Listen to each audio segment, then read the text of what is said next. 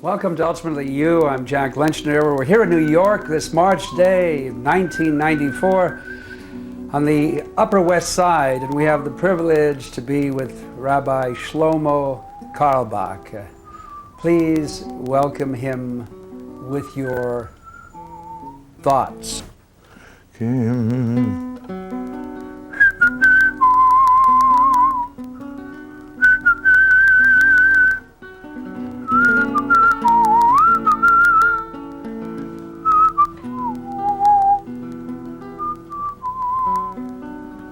Shalom, my beautiful friends. Good morning, good night, good evening. You know, for some people, every morning is still night because the life is not so good. And some people are so happy that in the middle of the night it's good morning. So I bless you with everything good. And you know, for us Pesach is not just one other holiday. It is the first holiday. It's the holiday when we became a nation, when we became people of God. And it says, on that very day, God's soldiers walked out of Egypt. You see, we were slaves in Egypt, and now we are servants of God. You know the difference, beautiful friends, between a slave to Pharaoh and a servant to God? It's very simple. You know, the way I serve a human master by making myself so small and by completely effacing my own individuality. I'm just listening to what my master says and I have no rights, I have nothing to say, and it's not even important what I think. To be a servant of God is to be so tall. To be so tall. Because to be a servant of God is, the taller I am, the more I'm serving God. And the Holy Baal Shem Tov says the way to bow down to God is by standing tall. So, you know, this Pesach is, we all are a little bit bowing down. We are little pagans. One bows down to money, one to honor, and one to his business. Everybody is bowing down somewhere else. So this Pesach let it be, really let it be for all of us. Let it be for all of us that Mom is standing so tall. And you know what it is? We're living in a world, take the schools, without saying anything too bad. There are still some good teachers left, but basically, the school system, discipline means that the teacher has power over the children, and they have to bow down before him.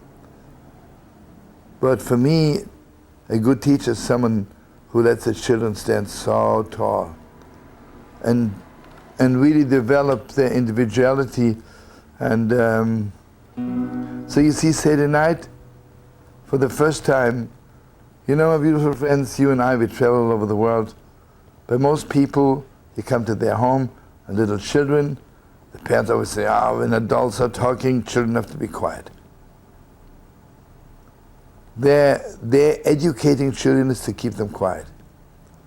But the real education is to let the children tell us what they really want, what's bothering them. So Seder night is that holy night. When the beginning is that we ask our children, please ask us all your questions. I want to share something awesome, deep with you. But first, let's sing a good song.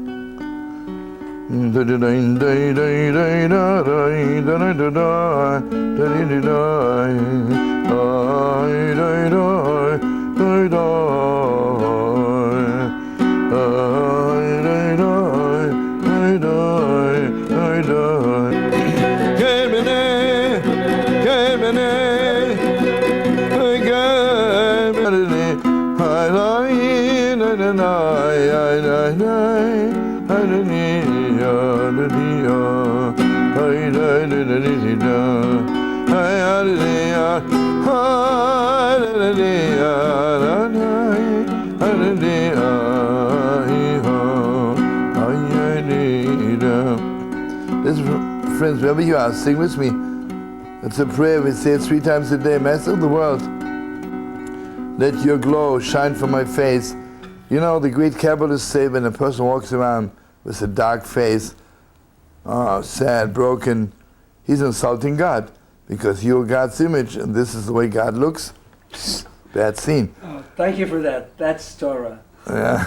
That's Torah. Shlomo, so many times people think they're spiritual and they're going around sad and so unhappy, and then they're saying that they're using God, they're talking about God. But thank you for that, Torah. Jackie, you're the best. But you see, you have to add. Rav Nachman says, where does it say that in the Torah that when you are sad, you can't be happy also? Right. You know, sometimes I'm a human being. God created the world in such a way that we have the emotion of sadness. Obviously, we need it sometimes. And sometimes we need to be sad. But nevertheless, who gave you the right not to be filled with joy besides that? So join me. Barucheinu Avinu kulanu ki'echad, kulanu ki'echad be'or panecha. La la la la la la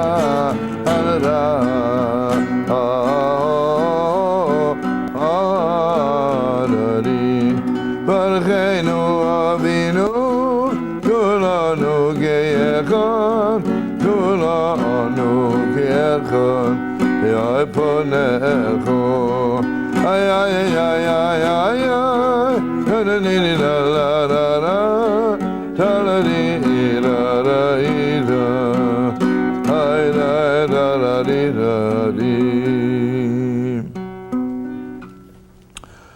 Okay, now my beautiful friends, you know why we don't really take care of the poor people of the world?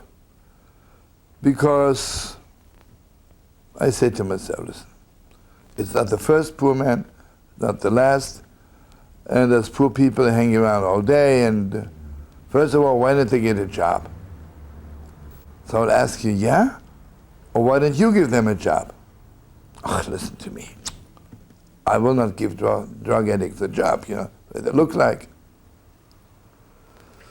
I have to tell you something. It's a joke, but there's some truth to it. This poor person comes to the bank and he says, I need a loan of $1,000. Well, I say, you have an account with us? He says, no, I don't even have an address. I said, crazy, this is not the Salvation Army. We're not giving out loans. And he begins to cry, make a big tumult. Finally, they bring him to the director of the bank. He says, listen, my dear friend, I can give you $10, but I cannot give you a loan of $1,000. He says, listen to me, brother. I cannot get a job the way I look. I look dirty and filthy. I can't get a job. And so I need to buy myself good clothes. But I can't get a job because I need to buy myself good clothes. So it's a vicious cycle. So what am I going to do? The director says, I'll tell you what. Look at me. One eye is an eye of glass, and the other one is a good eye. If you can tell me which one is the glass eye, I'll give you, just for the kicks, I'll give you $1,000 as a loan. The man looks at him and he says, the left eye is the glass of eye. I mean, the eye of glass.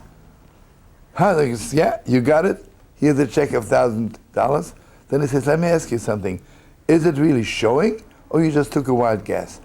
He says, I'll tell you, the left eye looked so human. Anyway, you know, say tonight. Wonderful. And I want you to know something very deep. What is the first sign if you are standing tall? That you make everybody else stand tall also. If you're just tall because you're 6'4", and I'm 5'1", I'll still be 5'1", and you'll be 6'7". But if I'm standing tall before God, I have the power to make everybody else stand tall too. I was talking a lot of times, you know, there are meetings about homeless people and about poor people, and they say we got to get some shelter, food. And I had the privilege of saying something. I said, this is not all they need. What we have to do for them to stand tall again. Because they're so broken and they're so sad. And Seder night, I open the door and I say, anybody hungry? Anybody broken? Anybody sad? Anybody needs a good friend? Please come into my house. And I want you to know something very, very awesome deep. According to us, Abraham entered the covenant with God 2 days before Passover. And Pesach was the third day. And if you remember, on the third day, which was the first day of Pesach, he was really in pain, and he was sitting at the gates of his tent, and it was so hot that there were no poor people coming and going.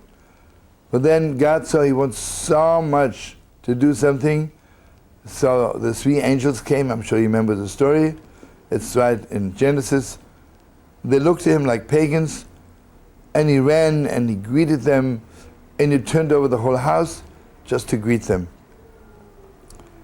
And so everybody's asking, he did this before he entered the covenant with God.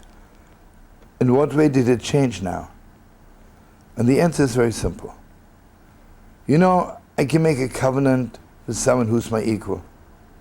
I cannot make a covenant, as much as I love dogs, I cannot make a covenant with a dog. It's not my equal. You know what it means to make a covenant with God? That God lifted us up to be so tall that we are, humanly speaking, a little bit equal to God. So suddenly you see, before Abraham was feeding the poor, but he didn't lift them up that tall. After he entered the covenant with God, he learned the secret how to make people stand tall again. This time he saw 3 poor people, and you remember the Talmud says they were bowing down to the dust on their feet. You know what that means? What does that mean? That the dust was higher than they. Never, they were so small in their own eyes, they were so low, below sea level, that they were bowing down before dust. Abraham lifted them up. And you know how you lift people up? Just by giving them so much honor, by showing them so much love. So this is the beginning of the Seder, because we celebrate our exodus from Egypt by inviting all the broken people of the world, all the sad people of the world. But again, if I may have the privilege, I don't know, some of you hopefully are sitting by the Seder Saturday night and Sunday night, and I'm telling you, friends, I hope you're not sitting by the Seder and you think that the celebration is chicken soup and matzah. Unless, because then you treat it like slaves. A slave is asking, when do I get my hot soup? I want you to know tonight the light which is shining into our hearts is from such a high place in heaven. It is from the highest place in heaven. And what is shining into us, really getting us out from all our little Egypts or big Egypts, from all our slavery to so many things. A lot of women are slaves to their husbands. A husband is a slave to his wife. Children are slaves to their parents. The whole world is one slave on top of the other slave. Tonight is the night, friends. And maybe some of you don't know exactly the melody. Let me give it over to you, as much as it is a simple melody. It goes like this. Holach mo anyo, diacholo, havosono, be'aro demitzroyu. Kol ichvin, yesev yechol, kol itzrich, yesev yivsa, hoshato avdei.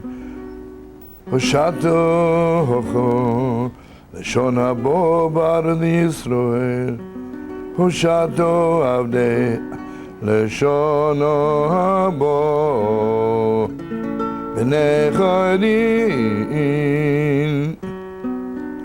And they're not children asking us the deepest questions in the world. I want you to know, holy rabbis teach us the greatest, deepest Kabbalists that there are a few questions in the world. There's a question which has an answer. You can ask and you'll be answered. Then there are questions which really have no answer, but you can ask. But then there are questions which have no answer, and you're not even permitted to ask, because this is so delicate. This is so deep. Deepest depths of life, deepest depths of God, deepest depths of everything in the world. So we adults, so to speak, we're only permitted to ask questions which we are permitted to ask. But Seder night, when all the gates of heaven are open, when we are so close to God, then our children asking God all the questions which have no answer, yet you're not even permitted to ask.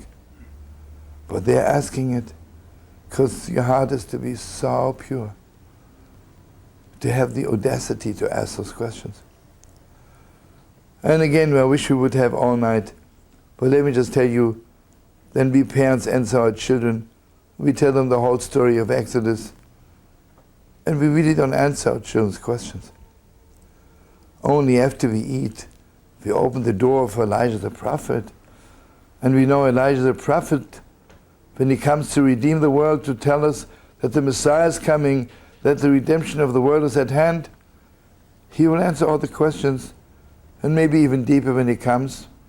There'll be no more questions, because it'll be so beautiful. And join me, I want to sing Eliyahu Novi, let him come, let him come. And friends, you know, Eliyahu Novi not only comes to all of Israel, Eliyahu Novi whenever you're sad, whenever you're broken, and he comes to help you. Sometimes he might look like a good friend, sometimes he might be a drunkard on the street, because Elijah the prophet has many forms and many ways of showing himself. Join me. Eliyahu Novi, Eliyahu Tishbi, Eliyahu Angilodi, Eliyahu Angilodi, Lila,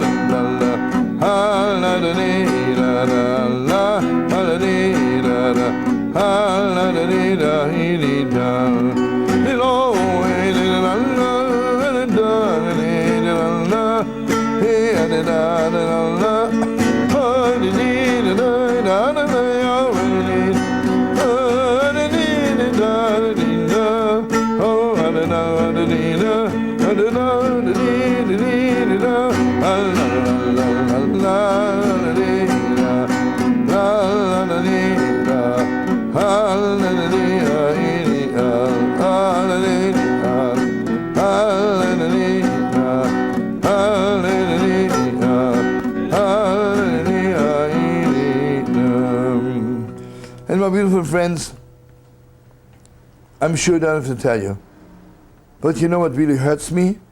Sometimes people, when they're sitting by the Seder, and it comes time to eat matzah, then they're sitting there chewing the matzah, talking to each other, telling each other stupid jokes, and chewing the matzah, and talking about the matzah, if it tastes good or not so good. Last year it tasted better. 2 years ago. You know, friends, matzah, the downfall of the world was that we ate the tree of knowledge. Knowledge, said enough, smells with death. You know what knowledge is? I know everything, but I didn't do anything about it. Take the world. Don't they know they shouldn't kill each other? Don't they know they shouldn't hate each other? So therefore, so they have meetings, another meeting, another book, and I'm just planning on 3 volumes on peace. So what? I saw this cartoon, a poor man knocks on the door of a professor. He says, "I'm dying from hunger, please help me." The professor slams the door in his face, says, "How dare you interrupting me? I'm writing a book on charity." Shlomo, would you play that beautiful song, Return Again? Yeah. So I just want to tell them, when you eat the matzah, it's food from the tree of life, please. Eat it with all your heart. It's the strongest vitamin pill you can get until next year. And just in line with that, Shlomo, the whole idea of gratitude and joy. I mean, if you'll also, after the song, just talk about what Passover means for our non-Jewish brothers and sisters throughout the planet. Because Let me tell you really, something. for what we do for ourselves is for everyone. I hope it's clear to all our friends that when we walked out of Egypt, it was not just the Jewish slaves walked out. All the slaves walked out. All the slaves. And you see, if you know the Bible a little bit, that 3 days later Pharaoh got crazy and he wanted to get them back because the whole economy in Egypt was based on having slaves. They were left without slaves. They didn't know what to do with themselves.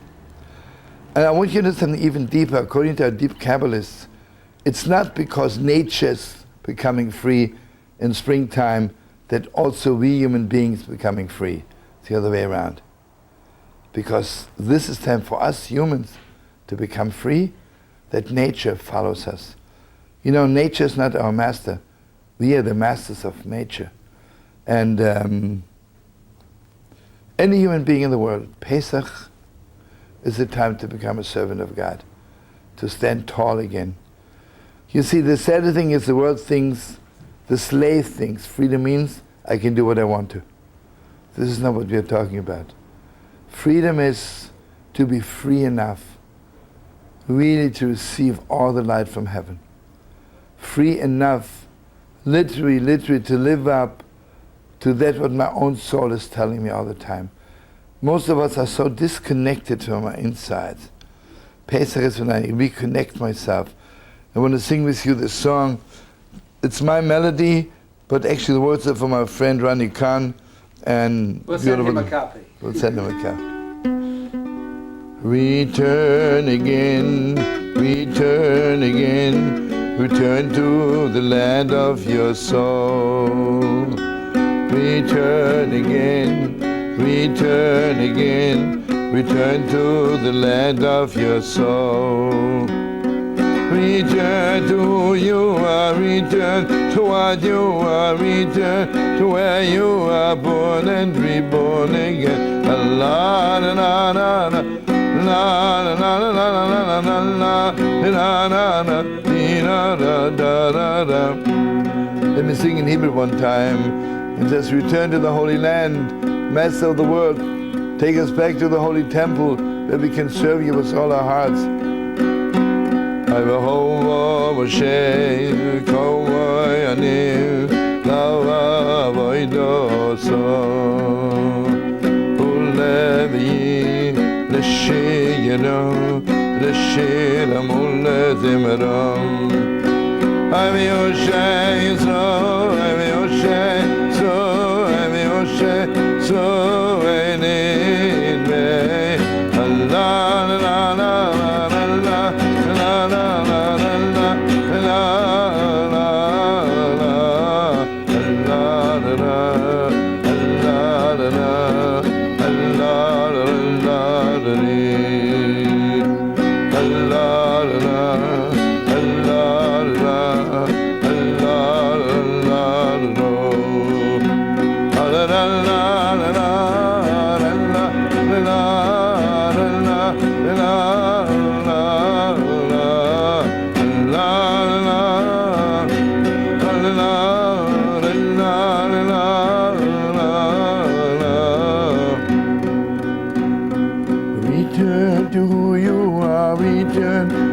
You are, return to where you are born and reborn again. Return again, return again, return to the land of your soul.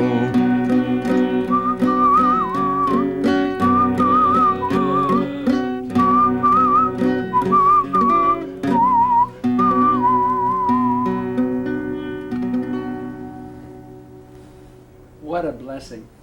Shlomo, in the last minute or so that we have, if you could speak to the whole world at a time when their hearts were open to hear what you had to say, what would you say, Shlomo? I would say to the world, really, I'm begging you, I'm crying before you. Stop terrorism in the world.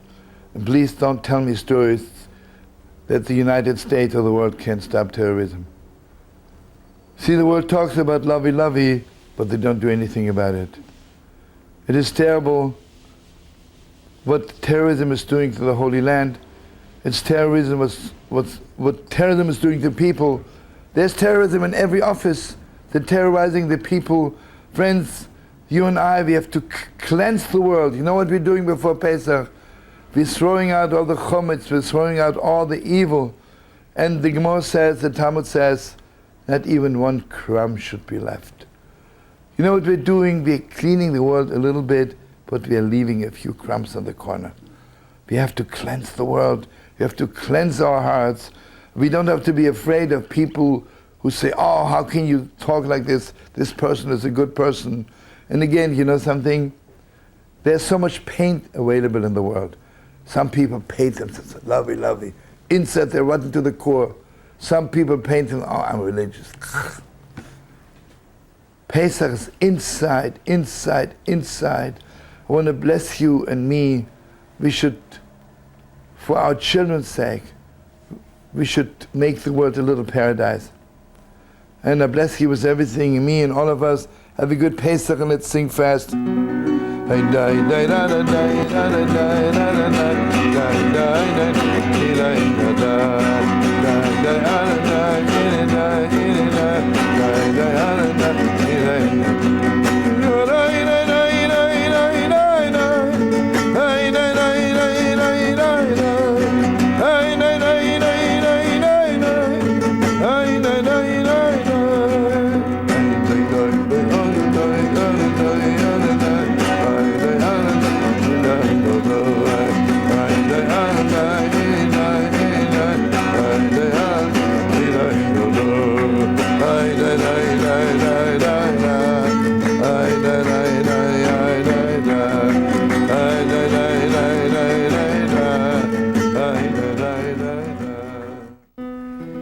In all the world, there are men and women seeking to find happiness and love.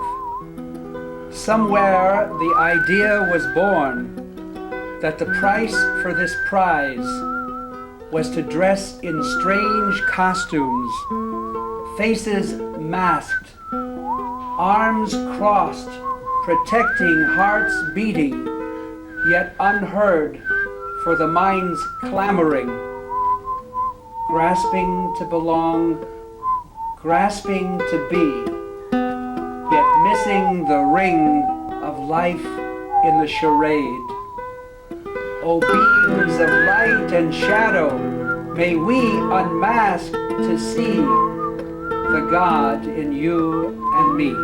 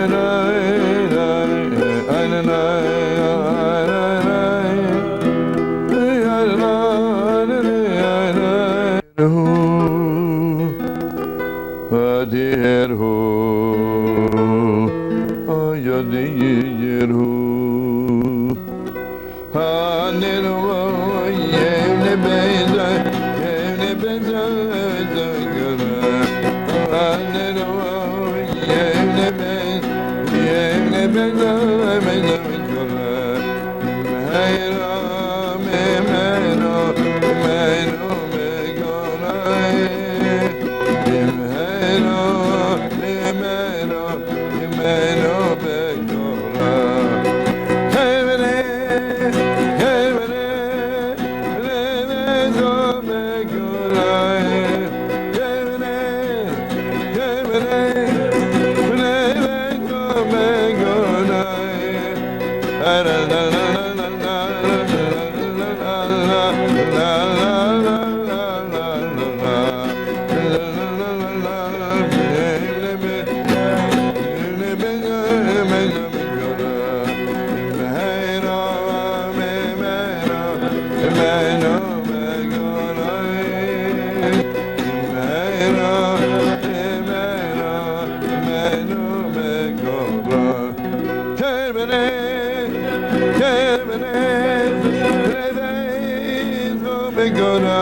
And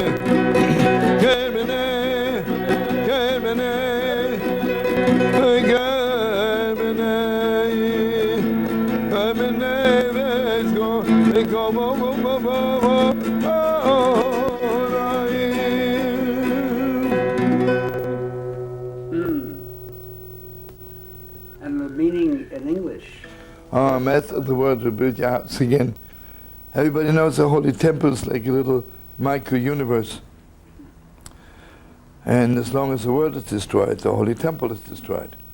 So it's the master of the word, rebuild your house again. And let me be one of the builders. Shlomo, many years ago, not too, 91, I had a beautiful Passover Pesach dinner at a friend.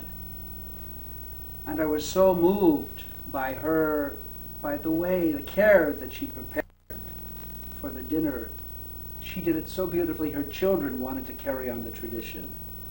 And they led the Seder. It was so beautiful. The next morning, these words came to me, Shlomo. Yeah. If you would play whatever melody comes to mind, I'd like to share a short words that came from my heart the next morning after Passover. Yeah. So if you would play any melody that you are moved to.